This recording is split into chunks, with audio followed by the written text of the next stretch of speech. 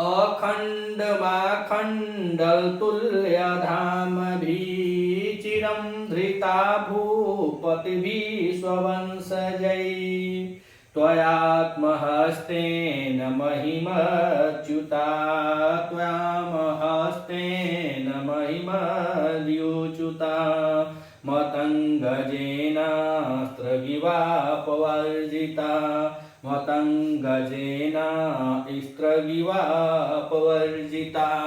अब द्रौपदी जी महाराज से पिछले श्लोक में यह कह रही थी कि निरस्त नारी समया दुराधया, कि मैं नारी हूँ, मुझको बोलना नहीं चाहिए, फिर भी वह बता रही थी। अब इस श्लोक में युधिष्ठिर जी के क्रोध को उद्दीप्त करते हुए अब बता रहे हैं द्रौपदी जी की हे महाराज, कह रहे हैं कि आखंडल तुल्य। आखंडल किसको कहा जाता है? तो भगवान इंद्र के लिए प्रयोग किया जाता है, भगवान इंद्र को कहा जाता है आखंडल। तो कह रहे हैं कि आखंडल तुल्य अर्थात भगवान इंद्र के समान, धाम मने या धाम आया है तो तेज हो जाएगा, तेज। तो भगवान इंद्र के समान तेज वाले करेंगे स्ववंश जय, स्ववंश अपने वंश में, जय माने उत्पन्न, भूपति भी, भूपति भी तृतीया का बहुवचन लगा हुआ भूपति भी अर्थात राजाओं के द्वारा। द्रौपदी जी कही कि आखंडल तुल्य धाम भी अर्थात भगवान इंद्र के समान। बताया जाता है कि चंद्रवंशीय राजा लोग हुआ करते थे और चंद्रवंशीय राजा जो होते थे बहुत पराक्रमी होते थे, उनका पराक्रम, उनका तेज भगवान इंद्र के समान माना जाता था। उसी को बता रहे हैं कि आप उसी वंश में उत्पन्न है, चंद्रवंशीय में उत्पन्न है। तो आखंडल तुल्य भगवान इंद्र के धाम माने तेज के, तुल्य माने समान, स्ववंश से अपने ही वंश में, जय माने उत्पन्न, भूपति भी अर्थात राजाओं के द्वारा करेंगे, चिरम अर्थात अत्यधिक समय तक, अत्यधिक समय तक, अखंड धृता मही अर्थात बिना टुकड़ों के, अखंड जिनका टुकड़ा न हुआ हो अर्थात जो क्या है विक्षिप्त नहीं हुए, अवच्छिन्न रहा हो, जिसका कोई छिन्न न किया गया हो, ऐसी पृथ्वी को, मही माने पृथ्वी को, धृता माने धारण किए हुए थे। कौन किए हुए थे? तो कह रहे कि अपने ही वंश में, जो अपने पूर्वज थे अर्थात विश्व पितामह जी रहे होंगे, शांतनु रहे होंगे,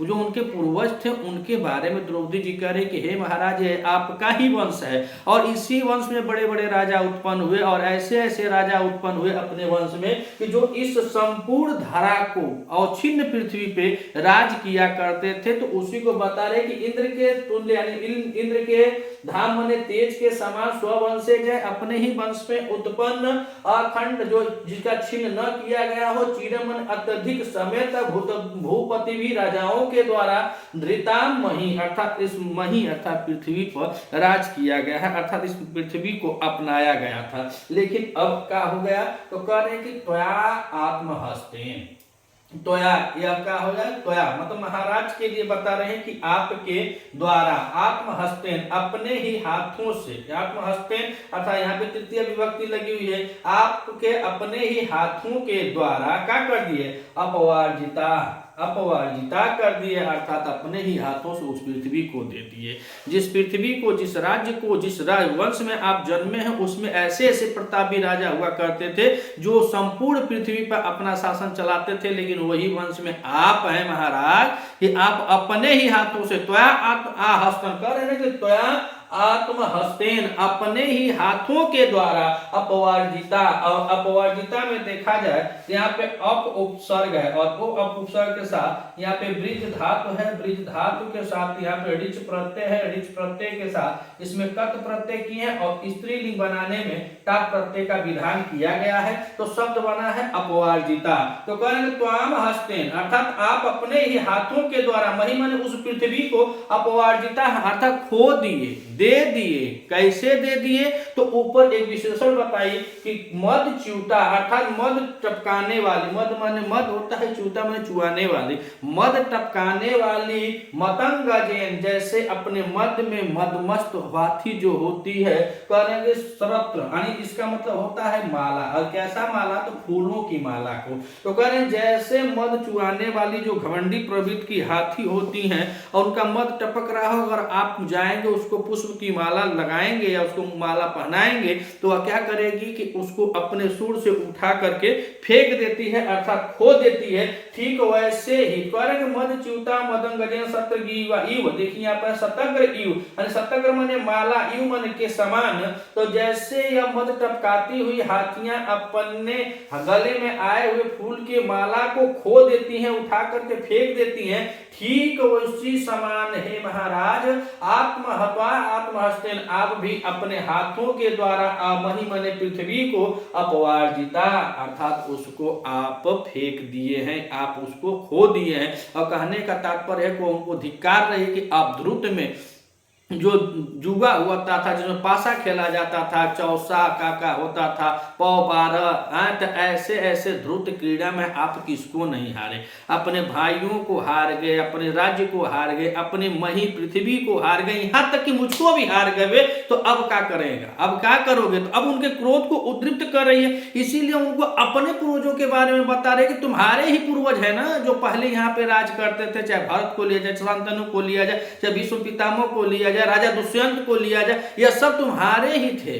तुम्हारे ही लोग थे जिन्होंने इस पृथ्वी पर एकदम एक टुकड़ा वह पृथ्वी थी और उस पर वह राज किए, और उसी वंश में तुम पैदा हुए कि तुम अपने राज्य की रक्षा नहीं कर पाए, राज्य का भावों की नहीं कर पाए, भावा का महरुओं की नहीं कर पाए। ऐसे हो ऐसे ऐसे अब द्रौपदी उनको बोलेगी, उनके क्रोध को उद्दीप्त करने के लिए ऐसी ऐसी बातों को बोलती है। और यहाँ पे अगर देखा जाए अलंकार की बात करें तो यहाँ पे उपमा अलंकार हो जाएगा। कौन सा अलंकार हो जाएगा, उपमा अलंकार है। और छंद आप जानते हैं कि वंशस्थ छंद है। तो आइए एक बार और देखते हैं, अखंड माखंडल तुल्य धाम भी चिरम धृता भूपति विश्ववंशजै त्वयात्महस्तेन महिमच्युता। तो कह रहे आखंडल तुल्य धाम भी, भगवान इंद्र के तेज के समान स्ववंश से अपने ही वंश में जय मने उत्पन्न, भूपति भी मने राजाओं के द्वारा, चिरम अर्थात अत्यधिक समय तक, अखंड मने एकत्रित जिनका छिन्न न हुआ हो, ऐसी मही माने पृथ्वी को धृता माने धारण करने वाले थे। और ऐसे ऐसे राजा लोग अपने ही वंश में हुआ करते थे, यानी कि ऐसे लोगों के द्वारा, ऐसे राजाओं के द्वारा जिनका तेज इंद्र के समान था, उनके तेज के जिनका तेज कैसे था, इंद्र के समान था, ऐसे राजाओं के द्वारा अपने ही वंश में इस पृथ्वी का पालन किया गया, इस पृथ्वी पर राज किया गया। लेकिन आप कैसे हैं, तो कह रहे त्वाम हस्तेन, अर्थात तुम अपने ही हाथ से अपवार्जिता, अर्थात इस मही को, इस पृथ्वी को क्या कर दिए, आप अपने ही हाथों से खो दिए। और कैसे खो दिए, तो कह रहे मद च्युता मतंगजेन अस्त्र, जैसे घमंडी हाथी, मत टपकाती हुई हाथी अपने सिर पर पुष्प की माला को उतार कर फेंक देती है, उतार कर खो देती है, ठीक आप भी उसी प्रकार से अपनी मही को, अपनी पृथ्वी को, अपने राज्य लक्ष्मी को अपने ही हाथों से खो दिए हैं। अगर आप इस चैनल पर नए हैं तो चैनल को सब्सक्राइब कीजिएगा, वीडियो अगर आपको अच्छी लगे तो अधिक से अधिक शेयर कीजिएगा। काहे कि अब जितना एलटी में जितने भी हमारे कैंडिडेट गए थे और जो पेपर दे चुके हैं और जो नहीं दिए हैं, जिनका मेरिट में आ रहा है, जिनका मेरिट में नहीं आ रहा है, सब बराबर हैं। जो 150 में 150 करके आए हैं वो अभी, और जो 100 में 100 करके आए हैं, 150 में 100 करके आए हैं वो अभी। काहे कि अभी लिखित पेपर बाकी है, मेंस का पेपर देना है। तो मेंस में जिसका काव्य शैली, रचना शैली और अधिक उत्कृष्ट होगा, चाहे वह बेचारा अब इस प्रिय में 100 नंबर लाया हो तो वह पास हो सकता है, और जो प्रिय में एकदम 150 में 150, 120 में 120 लाया हो, अगर उसकी लेखन शैली अच्छी नहीं हो तो वह भी मार्क खा सकता है। जब समय साथ होता है तो अच्छे अच्छे लोगों को मार्क देता है इंसान। तो जिसका समय साथ होगा तो एलटी में ज्वाइनिंग होगा, और नहीं होगा तो हम लोग फिर ऐसे ऐसे चलते हैं कि धीरे धीरे रे मनवा, धीरे धीरे सब हो, अब माली सींचे 100 घड़ा ऋतु आए फल हो। तो फिर हम अगले तैयारी को देखते हैं, जो होना था हो गया, जो खोना था खो गए, अब क्या सोचना है। हाँ, सुख में या दुख में किंचित नहीं भयभीत में। तो ऐसे करके हम अगली आगामी परीक्षा को देखते हुए अपने क्लास को फिर से रूटीन तैयार करते हैं। मिलते हैं अगली क्लास में, तब तक के लिए नमः संस्कृत।